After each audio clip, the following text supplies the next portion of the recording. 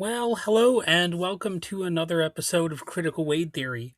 So, if you've watched a lot of films from the 60s, 70s, or 80s and thought, this music really knows what it's doing, well, there's a fair chance that John Scott had something to do with it. That's not to say he always composed the music in those movies or whatever, but it's a fact that he's been influential. You may not know the name John Scott, most people probably don't. But again, if you are a huge movie buff who's watched more stuff than me, especially when it comes to British movies and TV shows, then you've certainly heard his work at some point. He played on classic recordings with the Beatles, in fact. He sat in the saxophone chair for Henry Mancini. He wrote scores for adventure films, some thrillers, horror movies, documentaries, and television themes that millions of people grew up hearing at some point.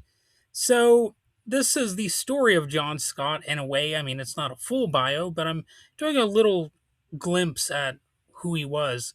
He was a composer, arranger, conductor, jazz musician, and one of the most quietly influential figures in British film music.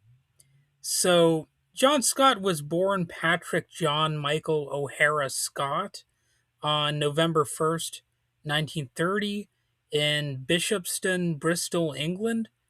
And before he ever became known as a composer, he was a working musician and a serious one. He played saxophone, flute, clarinet, and he read a lot of stuff. He knew how to play a lot of different styles.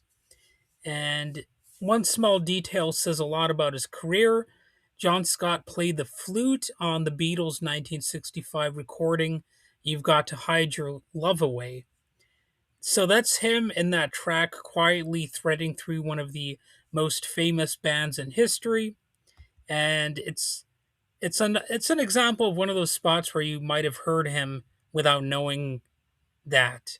You know, that's John Scott in a nutshell. He's somebody who was seemingly always there somewhere, and he was rarely flashy, but he played sort of an essential role in what he brought to the table. And he was a session musician before film scoring. He was a session player and arranger. He worked on pop records, jazz sessions, and film scores, I believe. He played for artists like Tom Jones. He likely worked closely with Shirley Bassey, and that was during the James Bond years. So he was involved in the James Bond films, obviously a popular film franchise, on the film side, and he became part of the top tier London session scene. He played principal saxophone on the Pink Panther and Charade, both scored by Henry Mancini. And while the famous Pink Panther solo was played by Plas Johnson, John Scott was the principal saxophonist across the entire score. So, it's one of those weird things. Like he didn't play, as far as I know, the main uh, Pink Panther theme that people know, but he was involved in the score overall. He also played saxophone and flute on John Barry's scores like Goldfinger and The Lion in Winter. And Mancini, in particular, became a mentor to him, from what I understand. And watching how those scores were built, how the themes worked, how orchestration supported drama, it certainly shaped Scott's future as a composer. And it gave him deep technical instincts. It taught him how film music actually functions, not just how it sounds. And I've interviewed various film composer or like composers and conductors, and one of the things they tell me is that usually the role of a score is not to distract from the film. So that's like one of these subtle dynamics that some people don't really think about when they watch a movie. You know, you, you have this challenge of coming up with sometimes musical elements that a viewer doesn't get distracted by while still sometimes being catchy to the ear in some way. So that's, if you think about it, that's not the easiest challenge for a person to meet. So John Scott's first feature film score was in 1965 with A Study in Terror, a Sherlock Holmes film. So he's part of the Sherlock Holmes uh, character's history as well. And from there, things accelerated. By the 1970s, Scott was composing constantly, especially in British cinema, horror films, thrillers, adventure stories, low budget projects that need, some smart and efficient music. This was where his versatility really showed. He could write lean, unsettling textures for horror, then he could turn around and write sweeping adventure themes the next week. He understood drama, pacing, and atmosphere in a way that producers trusted, and that trust kept him working. As far as film and television highlights, it's a wide filmography, perhaps surprising. He scored the Final Countdown in 1980. Uh, it's a movie that blended a movie score that blended military precision with science fiction tension. He wrote the music for Greystoke, sorry, The Legend of Tarzan in 1984, which I haven't seen, but I've added it to my list of movies to check out. So maybe one of these days I'll get around to that one. But I've also learned that he scored a movie called North Dallas 40, King Kong Lives, a sci-fi flick called Inseminoid, Deep or Deadly Pursuit. I was going to say Deeply Pursuit. uh, Another one called Far From Home: The Adventures of Yellow Dog. And he was a prolific television composer. One piece many people might recognize without knowing is his theme for This Week in Baseball, called Gathering Crowds. It's energetic, clean, and optimistic, and exactly what it needed to be for that show. So, Scott also wrote large amounts of production music, widely licensed and used across media for decades. So, there's a chance you've heard some of that without knowing it. And one of the most interesting chapters in Scott's career is his work in horror and cult cinema during the 1970s. His collaboration with director Norman J. Warren produced films like Satan's Slave in 1976, and he created music for that. The score blends avant garde orchestral writing with, uh, different electronic elements, and it's an interesting score from what I recall listening to from it.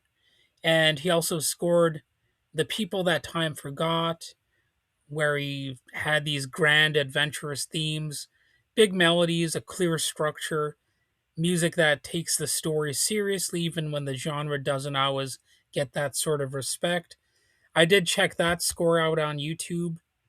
I don't remember if I got to listen to the whole thing, but I listened to, probably like a half an hour of it, and it was definitely well done, worth checking out in its own right. And it got him a lot of work.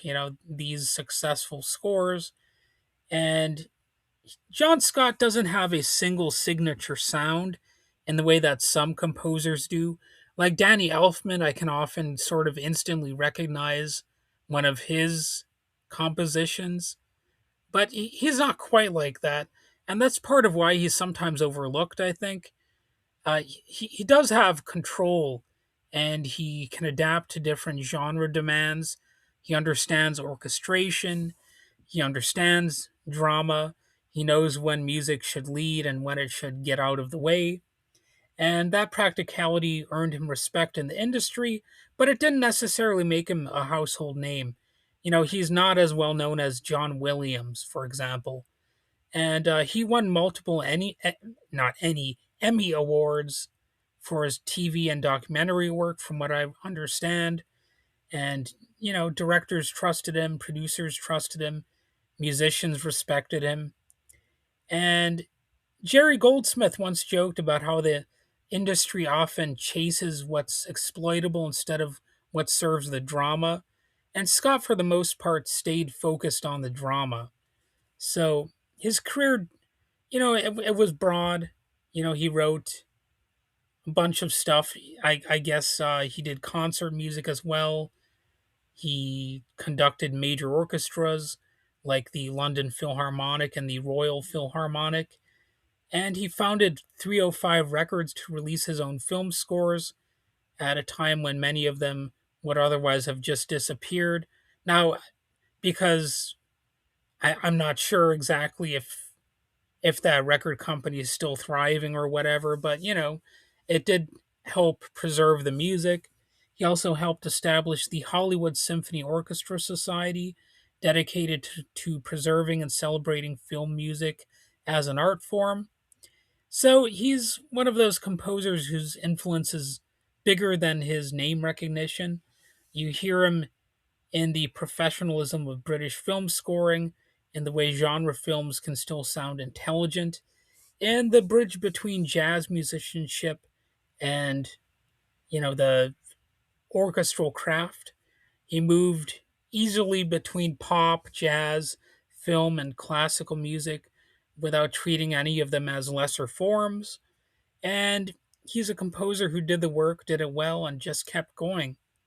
So I could go on and on about this, of course, but I think I've said enough. So if you enjoyed this episode, this little tribute to this film composer and musician, and you'd like me to do more deep dives into film composers who don't always get the spotlight, feel free to let me know. I know these aren't going to be the most successful episodes of this podcast, but I like to address a lot of different topics, and this is one of them that I sometimes will do.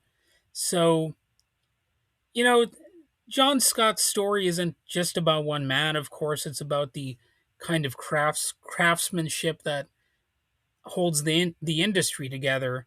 But sometimes you have to look at what an individual brings along with them. Well, thanks for listening. Click like and subscribe and all that stuff, and have a wonderful day.